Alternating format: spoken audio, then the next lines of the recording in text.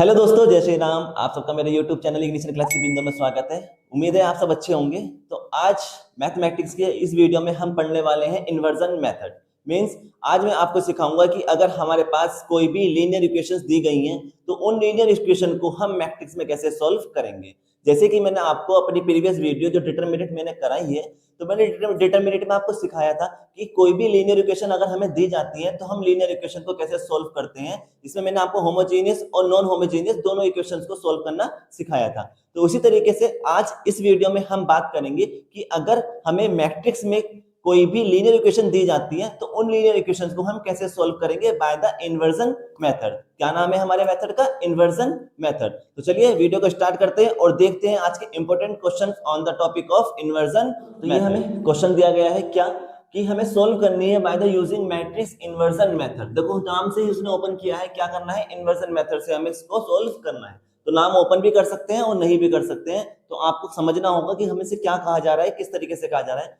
अभी तक हमने जितने भी क्वेश्चंस किए हैं वो सभी क्वेश्चंस में क्या था कि हमें मैट्रिक्स दी गई थी, हमें कोई मैट्रिक्स इस तरीके से यहाँ पे एलिमेंट्स लिखे थे और मैट्रिक्स दी गई थी और हमसे कहा गया था कि इसको सोल्व करो। उसमें चाहे हमें इक्वेशंस वाले क्वेश्चंस आए हैं या फिर हमें कोई भी ए इनवर्स या कुछ भी निकालने के लिए कहा गया है, प्रोडक्ट करने के लिए कहा गया है मैट्रिक्स का, या फिर सम करने के लिए कहा गया है। लेकिन अब जो क्वेश्चंस आए हैं, जो ये टॉपिक है, इसमें अगर देखोगे तो इसमें मैट्रिक्स नहीं दी गई है। तो आप इजीली पहचान सकते हैं क्या कि अगर हमारे पास लीनियर इक्वेशंस आती हैं और वो क्वेश्चन मैट्रिक्स से रिलेटेड है, यहाँ पे कहीं मैट्रिक्स वर्ड लिखा है, तो समझ लेना कि हमें इस क्वेश्चन को सोल्व करना है किसकी मदद से? इन्वर्जन मेथड की मदद से। क्योंकि बच्चों लीनियर इक्वेशन को सोल्व करने के लिए मैट्रिक्स में एक ही मेथड है, कौन सा है? इन्वर्जन मेथड, जो आपके सिलेबस का पार्ट है। तो हम देखेंगे इसको कैसे सोल्व करते हैं। तो पहले मुझे एक चीज समझानी है कि ये क्या है। तो देखो ध्यान से, ये हमारे पास क्या है? इक्वेशंस हैं। ध्यान से देखो कितनी इक्वेशंस हैं? 2 इक्वेशंस हैं। कैसी है ये? लीनियर इक्वेशंस हैं। और कितने वेरिएबल की हैं? 2 वेरिएबल की। कितने वेरिएबल हैं इसमें? x y। कितने वेरिएबल हैं? 2 वेरिएबल हैं। तो ये जो गिवन इक्वेशन है, ये कौन सी इक्वेशन है? Linear equation of 2 variable. तो हमारे पास जो क्वेश्चन आएगा मैट्रिक्स का, वो मैक्सिमम 3 वेरिएबल्स का आएंगे, यानी कि आपको 3 इक्वेशन दी होंगी और उसमें 3 वेरिएबल्स होंगे। इससे ज्यादा ऑर्डर के नहीं आती हैं। क्लियर है? अब हम समझते हैं कि इन्वर्जन मेथड होता क्या है, क्योंकि सबसे पहले जरूरी तो क्या है कि इन्वर्जन मेथड ही पता नहीं है तो हम कैसे सोल्व करेंगे। तो हम क्या बात करते हैं कि इन्वर्जन मेथड होता क्या है। देखो नाम से ही पता चल रहा है इन्वर्जन। इन्वर्जन का मतलब इन्वर्स किया गया होगा। तो इन्वर्स करके किसी चीज को उसका आंसर निकाला जा रहा है इक्वेशंस का। अब हमने इक्वेशंस है, हमारे पास 2 इक्वेशंस है भैया, इनको सोल्व करना है। क्यों कर रहे हैं सोल्व? पहले बात ये आती है कि सोल्व ही क्यों कर रहे हैं, क्या जरूरत पड़ी है। तो सीधी सी बात है, बचपन से आप पढ़ते आ रहे हो, 6, 7, 8, 9, 10th में स्टार्ट हो जाती हैं चीजें। क्या कि हमें 2 इक्वेशंस दी जाती हैं और दोनों इक्वेशंस को हम सोल्व करते हैं बाय सब्ट्रैक्शन और मल्टीप्लिकेशन, और फिर हम क्या करते हैं? एक्स और वाई की वैल्यूज निकालते हैं। यही तो करते हैं। तो यानी कि हमारा मोटिव क्या होता है कि जो इक्वेशन दी गई है इनको सोल्व कर किसी भी तरीके से, और हम क्या करते हैं? एक्स की वैल्यू और वाई की वैल्यू निकालते हैं। तो वही तो चीज यहाँ करनी है कि मुझे मैट्रिक्स का यूज करके या मैट्रिक्स का कोई फॉर्मूला यूज करके मुझे क्या करनी है? एक्स और वाई की वैल्यूज फाइंड आउट करनी है। तो एक्स और वाई की वैल्यूज को फाइंड आउट करने के लिए कौन सा मेथड यूज कर रहे हैं? इन्वर्जन मेथड का यूज कर रहे हैं। होता क्या है कि जो भी आपको इक्वेशंस दी गई हैं, आप उनको किसकी फॉर्म में लिख दो? ax is equal to B. ठीक है, ध्यान रखना, इंपॉर्टेंट चीज बता रहा हूं क्या कि आपको जो भी इक्वेशंस दी गई हैं आप उनको किसकी फॉर्म में लिख दो? ax is equal to B. अब यहां पे समझते हैं कि a क्या होता है, x क्या होता है और b क्या होता है। यहां पर a जो है, ठीक है, a जो है वो क्या है? कांस्टेंट है, कांस्टेंट मैट्रिक्स है, कांस्टेंट मैट्रिक्स है ऑफ किसके? Variable multiplies. Variable multiplies means क्या कहना चाह रहा हूं? इसका मतलब यह है कि ये मैट्रिक्स होगी, ए क्या होगी? एक मैट्रिक्स होगी, क्योंकि मैट्रिक्स की बात चल रही है। कौन सी मैट्रिक्स होगी? कि जो इक्वल टू के लेफ्ट साइड में वेरिएबल के साथ जितने भी कांस्टेंट दिए गए हैं उनके क्या होती है? ये मैट्रिक्स होती है। क्या बोल रहा हूं कि जो वेरिएबल दिए गए हैं उन वेरिएबल के साथ जो भी कांस्टेंट्स होंगे ये उसकी मैट्रिक्स होगी, जिसे बोलते हैं हम ए। तो जैसे यहाँ पर एक्स के साथ यहाँ पर क्या लिखा है? 5, यहाँ पर y के साथ क्या है? 1। जब कुछ नहीं होता क्या मानते हैं? 1। यहाँ x के साथ कितना है? 3, और यहाँ y के साथ कितना है? 2। तो ध्यान से देखो, ये जो मैट्रिक्स है ये कौन सी मैट्रिक्स बन गई है, ये कांस्टेंट मैट्रिक्स बन गई है, किसकी, वेरिएबल्स की। क्लियर है? तो ए तो यहाँ पे क्या होती है, कांस्टेंट एलिमेंट्स मैट्रिक्स होती है, किसकी, वेरिएबल की। उसके बाद एक्स क्या होता है, एक्स क्या है, एक्स वो मैट्रिक्स होगी जो वेरिएबल हमें फाइंड आउट करने हैं। तो कितने वेरिएबल दिए गए हैं इसमें, एक्स और वाई। तो यहाँ पे कितने वेरिएबल की बनेगी, ये 2 वेरिएबल की मैट्रिक्स बनेगी, एक्स और वाई। अब ये तो कोई सोचेगा कि सर आपने एक्स और वाई कॉलम में क्यों लिखे हैं, एक के नीचे एक। तो ऐसा बच्चों क्यों किया है, क्योंकि हमेशा वेरिएबल की जो मैट्रिक्स बनती है वो कैसे बनती है, रो में बनती है, फर्स्ट रो, सेकंड रो और थर्ड रो, और सिंगल कॉलम में। ठीक है, चलिए उसके बाद अब आते हैं क्या है, बी। बी क्या है यहाँ पर, बी जो होती है वो कौन सी मैट्रिक्स होती है, वो होती है जो हमारे पास इक्वल टू के राइट साइड में जो कांस्टेंट्स दिए गए हैं उनके मैट्रिक्स। तो इक्वल टू के राइट साइड में कितने कांस्टेंट है, 2, एक तो है 13 और एक है हमारे पास 5। ठीक है, तो हमें क्या होता है कि हम जो भी इक्वेशंस दी गई हैं उनको किसकी फॉर्म में लिख लेते हैं, a x is equal to b की फॉर्म में लिख लेते हैं, जहां से हम ए की मैट्रिक्स बना लेते हैं, बी की एक्स की मैट्रिक्स बना लेते हैं और बी की मैट्रिक्स बना लेते हैं। इन तीनों मैट्रिक्स को यहाँ पुट कर देते हैं। अब हमें करना क्या है, हमें करना है एक्स और वाई की वैल्यू निकालनी है, एक्स और वाई की वैल्यूज फाइंड आउट करनी है। तो ध्यान से समझो, देखो मैं जब ए की वैल्यू पुट करूंगा, एक्स की वैल्यू पुट करूंगा, बी की वैल्यू पुट करूंगा, तो क्या होगा, मान लेते हैं कि ए की मैंने वैल्यू पुट करी, कितनी आई है 5 1 3 2, और मैंने एक्स की वैल्यू पुट करी है, कितनी है एक्स और वाई, और इसकी मैंने वैल्यू पुट करी है 13 और 5, है ना। तो मुझे किसकी वैल्यू निकालनी है, एक्स और वाई की, एक्स और वाई की वैल्यू निकालनी है। तो एक्स और वाई को तो मैं यही रहने देता हूं, और मैं इसको कहां पहुंचा रहा हूं, नीचे, यानी कि ये जो मैट्रिक्स लिखी है 13 और 5, और इसके नीचे क्या आ जाएगा 5 1 3 2।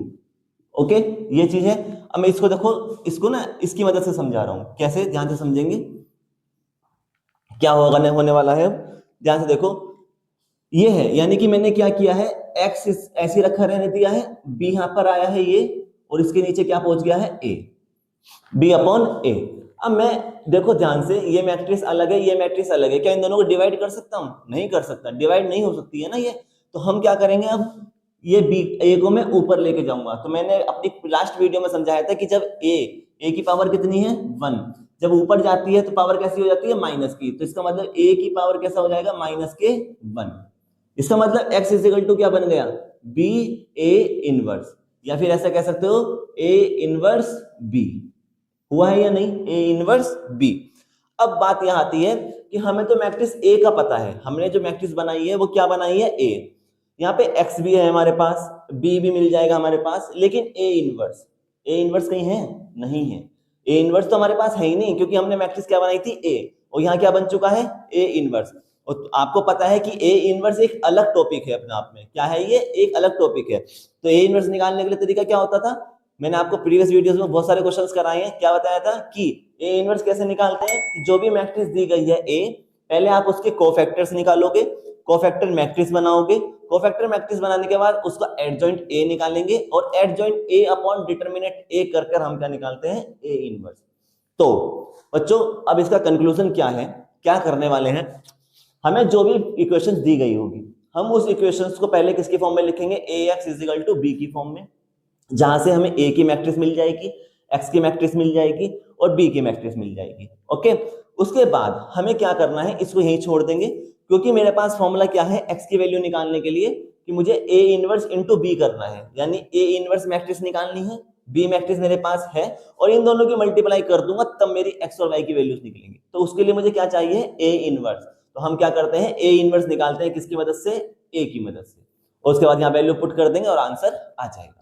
ठीक है, कंफ्यूजन हो रहा है थोड़ा सा, कोई बात नहीं, अभी तो मैं क्वेश्चंस कराने वाला हूँ, अभी तो वीडियो स्टार्ट ही की है, तो अब मैं क्वेश्चंस करा रहा हूँ, आप समझेंगे कि कैसे हम इसको एग्जीक्यूट करेंगे। चलिए क्वेश्चन स्टार्ट करते हैं। सबसे पहले नाउ यहाँ पे लिखेंगे सॉल्यूशन, किसकी मदद से कर रहे हैं हम, बाय इन्वर्जन मेथड, है ना, by inversion method, by inversion method.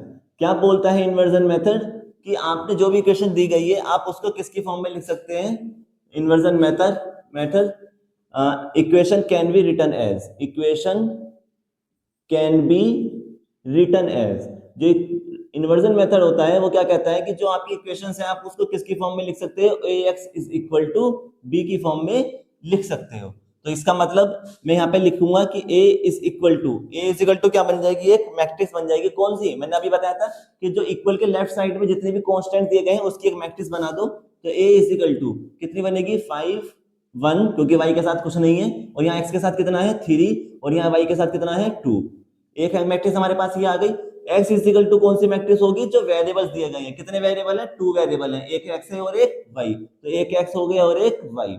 उसके बाद b कौन सी मैट्रिक्स होती है कि जो कांस्टेंट दिए गए हैं राइट साइड में, तो राइट साइड में कितने हैं, एक तो 13 और एक है 5। ये हमारे पास क्या आ गई हैं, कंपेयर करने पर हमारे पास 3 मैट्रिक्स आ चुकी है।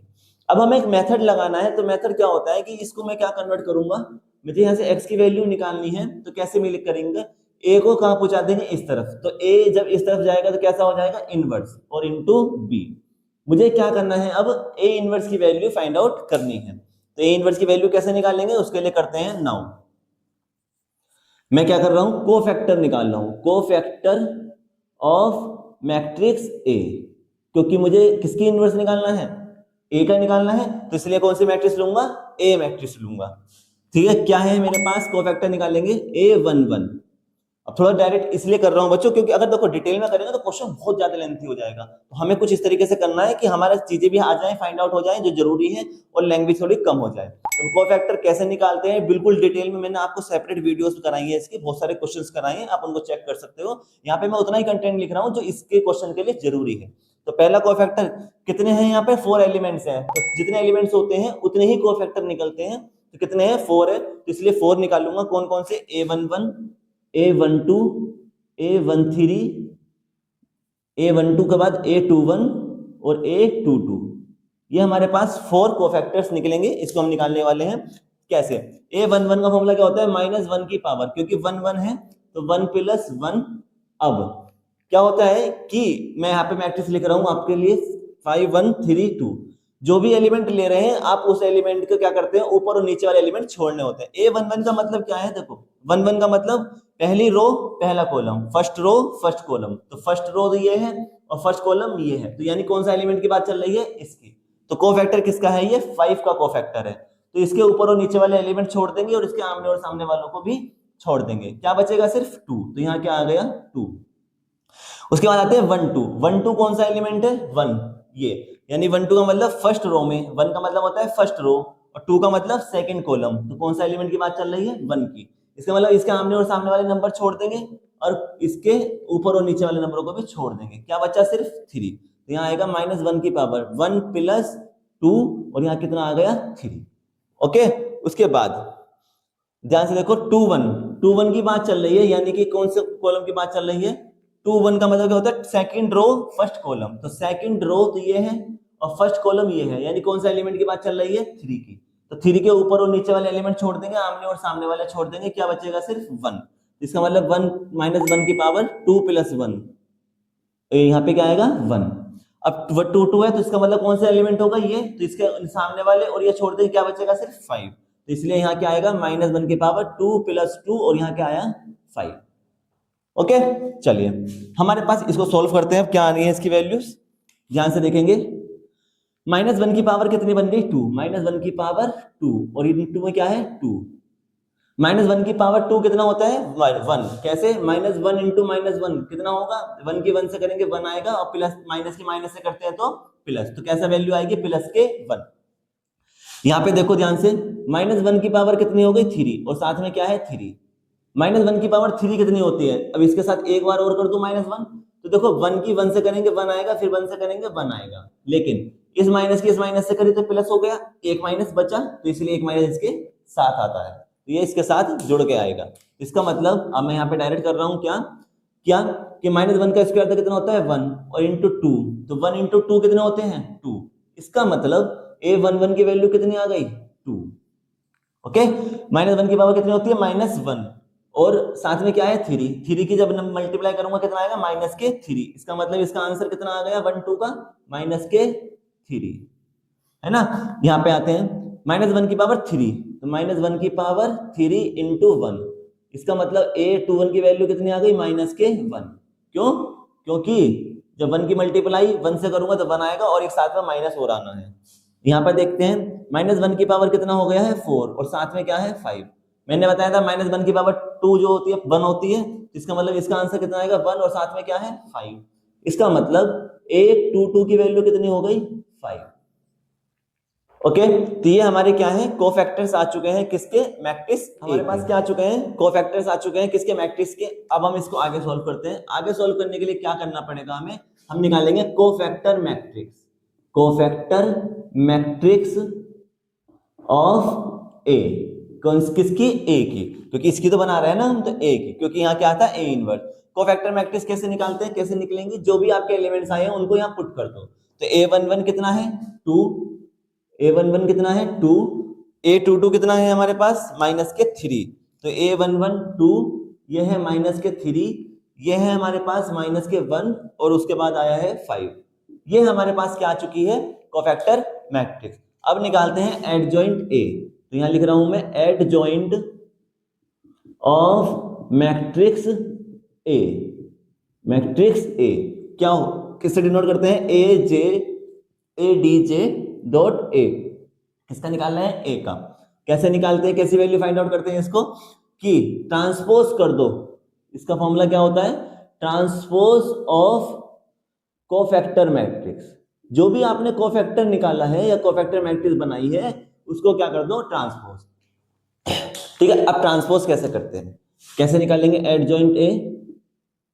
ट्रांसपोज का मतलब क्या होता है कि आपके पास जो है मैट्रिक्स आई है कौन सी कोफैक्टर मैट्रिक्स, तो क्या करो कोफैक्टर मैट्रिक्स में जो भी एलिमेंट रो में दिए गए हैं उसे किस में कन्वर्ट कर दो कॉलम में, या जो कॉलम में है उसे किस में कन्वर्ट कर दो रो में। तो ध्यान से देखो यहाँ पे कॉलम में क्या लिखा है 2 - 1, कौन सा कॉलम है फर्स्ट कॉलम, ये कौन सा कॉलम है फर्स्ट कॉलम, मैं किस में बदल दूंगा इसको फर्स्ट रो में, तो 2 - 1।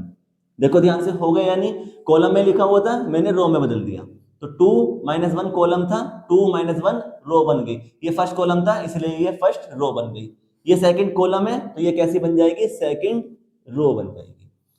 तो ये क्या कहलाएगा हमारा एडजॉइंट ए। ठीक है, तो हमने एडजॉइंट ए निकाल चुके हैं यहां से। अभी हमें क्या निकालना है ए इनवर्स निकालना है। तो ए इनवर्स के लिए हमें एक चीज और निकालनी पड़ती है, क्या डिटर्मिनेट ऑफ ए। क्या निकालेंगे डिटर्मिनेट ऑफ ए, तो ये डिटर्मिनेट ऑफ ए और फाइंड आउट करते हैं। तो मैं यहां पे लिख रहा हूं क्या डिटर्मिनेट ऑफ ए मैट्रिक्स, ये फॉर्मूला होता है बच्चों। ठीक है, तो लेंथी क्वेश्चंस होते हैं इसके, तो इसलिए कह रहा हूं टाइम बहुत कम देना है क्वेश्चन पे, जल्दी जल्दी सॉल्यूशन करना है इस क्वेश्चंस का, तो ध्यान से टेक्निक समझ लेना करना क्या होता है। तो डिटर्मिनेट ऑफ ए मैट्रिक्स निकाल रहा हूं, क्या है किसे डिनोट करेंगे इस तरीके से। क्या होता है कि जो भी एलिमेंट्स दिए गए हैं ए मैट्रिक्स में उसे डिटर्मिनेट के अंदर रख दो। तो डिटर्मिनेट का मतलब क्या होता है कि 2 बार ब्रैकेट के अंदर रख दो। तो मैंने जो भी एलिमेंट यहाँ ए के थे यहाँ पर मैं उनको किस में रख दिया डिटर्मिनेट में। सोल्व कैसे करते हैं इसको, एक्सपेंशन मेथड लगाते हैं कि पहला एलिमेंट कितना है 5 ब्रैकेट, क्या होता है कि जो भी एलिमेंट ले रहे हो उसके नीचे वाले एलिमेंट छोड़ दो, उसके सामने वाले एलिमेंट छोड़ दो, क्या बचेगा सिर्फ 2, तो यहाँ क्या आ गया 2 माइनस, अब कौन सा एलिमेंट है सेकंड, तो माइनस आएगा, सेकंड एलिमेंट कौन सा है 1, तो अब 1 का मतलब क्या है कि जो एलिमेंट ले रहे हो आप उसके सामने वाले एलिमेंट छोड़ दो, उसके नीचे वाले भी, तो क्या बचेगा सिर्फ 3। ठीक है, तो डिटर्मिनेट ऑफ ए 5 2 जा 10 माइनस 3 1 जा 3, इसका मतलब डिटर्मिनेट ए कितना आ चुका है 7, डिटर्मिनेट कितना आया 7।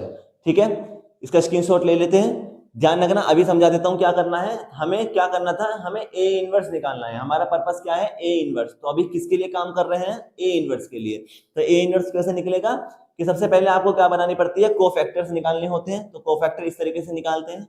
उसके बाद जो कोफैक्टर आए हैं उसकी एक मैट्रिक्स बनाते हैं, फिर हम निकालते हैं एडजॉइंट। एडजॉइंट क्या होता है, जो भी मैट्रिक्स आई है कोफैक्टर की उसे ट्रांसपोज कर दो, यानी जो भी रो में लिखा है उसे कॉलम में बदल दो और जो कॉलम में लिखा है उसे रो में बदल दो। तो इस तरीके से हमने बदल दिया था।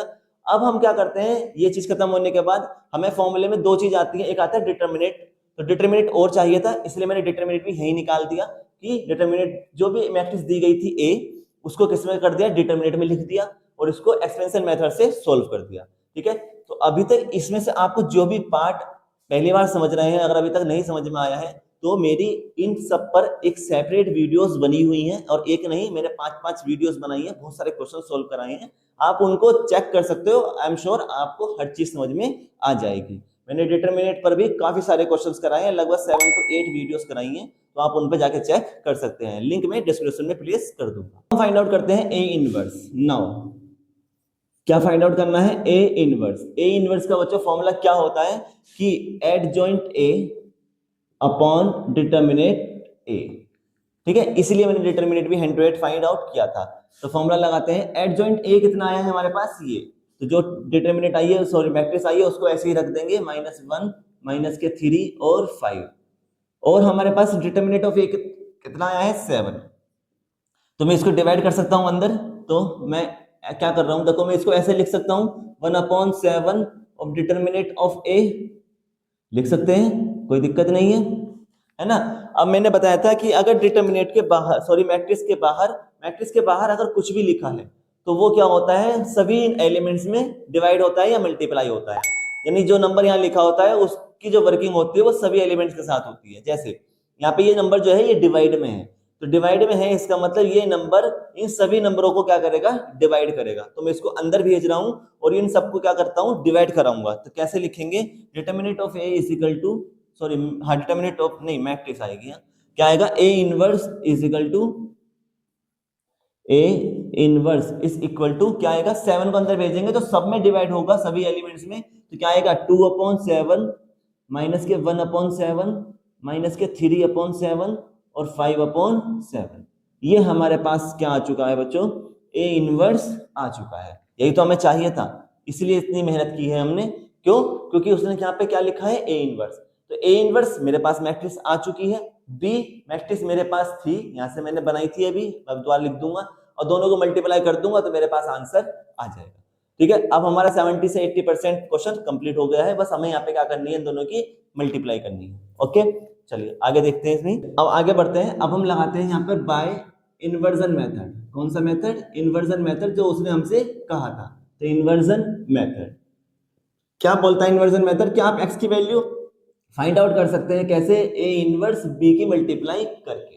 तो हमने ए इनवर्स हम निकाल चुके हैं, हमारे पास ये आ गया है, और हमारे पास बी की वही मैट्रिक्स भी थी। तो मैं यहाँ पे दोनों मैट्रिक्स पुट कर रहा हूँ। क्या x कौन सी मैट्रिक्स थी, x इंटू अपॉन वाई, यानी x कौन सी थी, जो वेरिएबल्स दिए गए हैं, और is equal to A inverse. A inverse कौन सी आई है मेरे पास, ये क्या है 2/7 माइनस के 1/7 3/7 और 5/7 इंटू लगाएंगे। बी की मैट्रिक्स कौन सी होती है, जो कांस्टेंट दिए गए हैं राइट साइड में, तो कितने दिए गए हैं 13/5।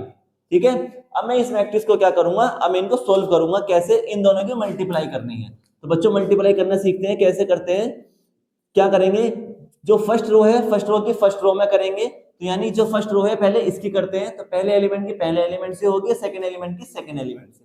तो 2/7 इंटू कितना है 13, फिर माइनस आएगा क्योंकि माइनस है यहाँ पर, वैसे फॉर्मूले में प्लस आता है लेकिन यहाँ माइनस है। उसके बाद 1/7 इंटू इसकी किससे होगी, सेकंड एलिमेंट से। याद रखेंगे फर्स्ट एलिमेंट की फर्स्ट एलिमेंट से प्लस सेकंड एलिमेंट की सेकंड एलिमेंट से।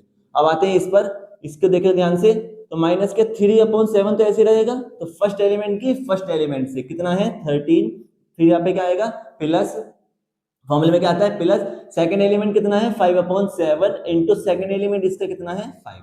इसको सोल्व करो, तो सोल्व करने से देखते हैं क्या आता है, क्या वैल्यूज आती हैं। देखो 13 2 से कितने होते हैं 26 है ना, डिवाइडेड बाय कितना आएगा 7, बीच में क्या है माइनस, ऊपर क्या है 5 और नीचे है 7।